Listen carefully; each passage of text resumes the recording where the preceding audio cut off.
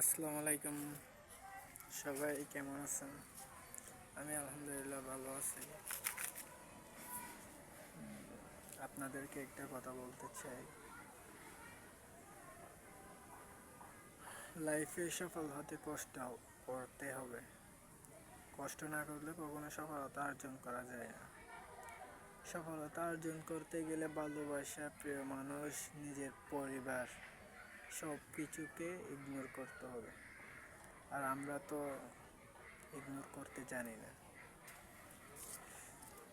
কষ্ট হবে লাইফে, প্রচুর কষ্ট হবে সফলতা অর্জন করতে গেলে, কিন্তু কষ্টের পর সুখ, এটা কিন্তু অনেকেই জানেন। কষ্টের পর কিন্তু সুখ আসবে, এটা অনেকেই জানেন। তবে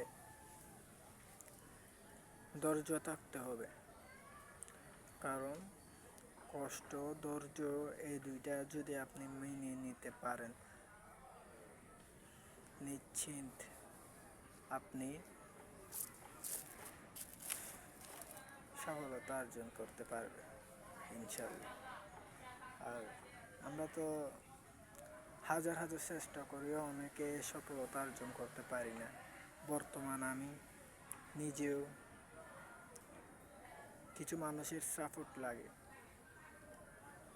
সফলতা অর্জন করতে গেলে।